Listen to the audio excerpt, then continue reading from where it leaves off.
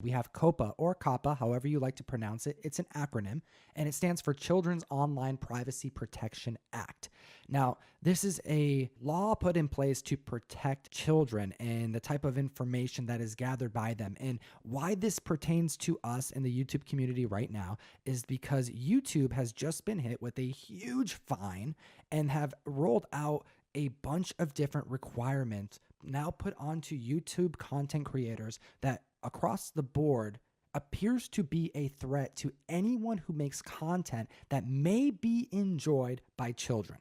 It is a hard subject to talk about because we're constantly sitting here asking ourselves, is my content kids friendly? I, on the hand, would say it's not made for kids. Is it friendly to kids? Yeah, but that doesn't mean it's made for kids. And that's where the gray area is right now when it comes to this COPPA thing. The gray area was where pretty much almost all people are kind of falling into, and we're trying to figure out what we're going to do next. So the concern here is this law. It actually was enacted back in 2000 in April. And this was at the start of internet becoming a very household thing. The law was put in place to protect individuals who are under the age of 13 of having businesses collect their information. Now, first things first, we're not lawyers, so that needs to be said. But if you go through, you can watch a 45-minute press conference that has been aired over this last week, or you can take a look at the FTC complaint doc or the stipulated order that was submitted to YouTube for this whole rollout of the complaints that they had, and that what resulted into the filing of a $170 million lawsuit. COPPA has made it so that if a channel is being monetized on YouTube, is making content for children, then those channels are at risk of not only being shut down, but being fined so heavily that they may exceed $40,000 per video. That's right. That is the fine that they're looking at. Now, just so everyone knows, it's not an automatic fine. This is not something that you would just get a bill for and you have to pay. There is a process that our government has. You would actually go to court. You would have to have the lawyer and all that stuff. Like Tom said, we are not lawyers. So our advice is just our personal opinions. But this is something that is getting a lot of attention right now, and it does have us worried. Now, like I said before, I don't consider my content to be kids' content. What about you, Tom? I don't either. And although it is on the side of kid friendly because we avoid the use of foul language and really diving into subjects that are, too controversial that would be potentially flagged or not marketing friendly, our analytics show that as little as 0.01% of our audience is of the age of 13. Yeah, it's very small. My algorithm shows the same thing. I look at my numbers, everything is really above in their 20s. There are people my age, there are people your age who are collecting comics. And our content is focused on the collector. There's not a lot of 13-year-old kids or younger that are collecting comics, and the stuff that we talk about, that's what we focus on. We've had a handful of DMs come through, emails written to the show, comments on multiple videos asking us to address our feelings of these changes coming to YouTube in as little as 2 weeks. I mean, by the time you're watching this video, it's going to be less than that. And at this point, we don't know what's going to happen. And the kind of like title of this video is like, is the channel ending? Could it potentially be the end of other comic channels that you like? Is that a hyperbole?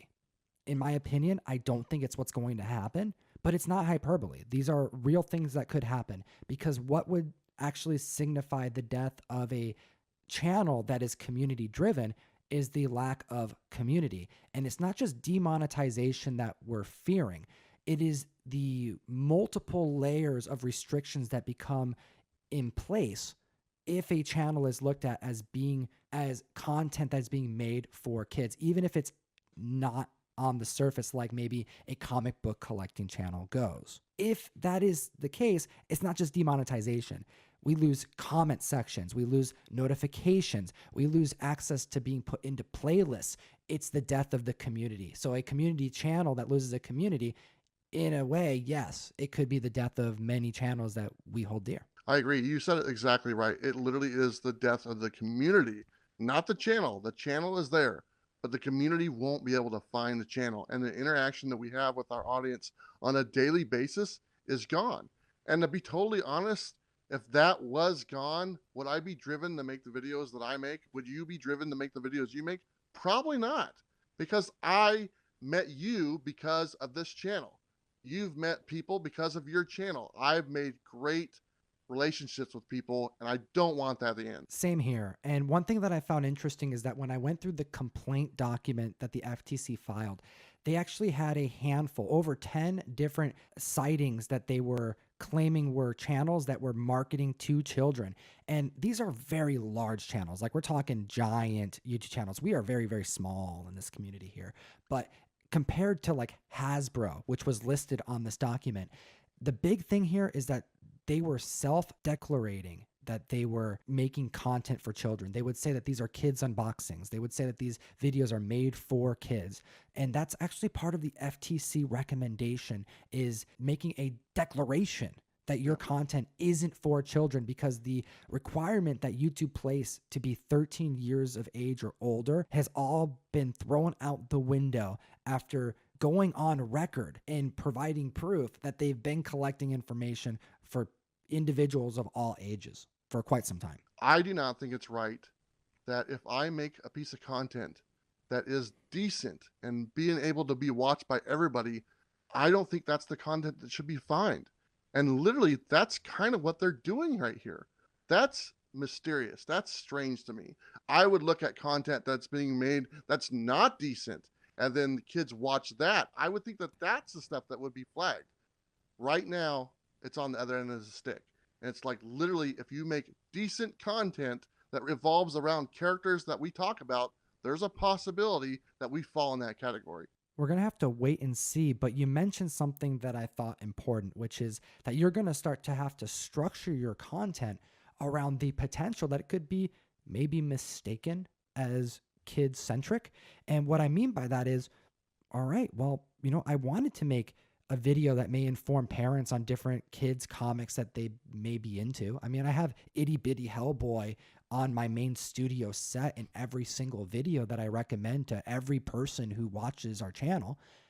But now those videos may actually cause or pose a problem and could be the destruction of a channel. It takes one video that could hit the FTC's radar that could cause a fine that would make it just something that we wouldn't want to even risk. So why do it in the first place? Absolutely. The future is definitely in question, but you know what? I like to think positive, and honestly, I think we're going to be okay, and I'm going to keep my fingers crossed, and nothing's going to stop. I think we're both going to keep making our videos until they tell us not to, and hopefully that day doesn't come.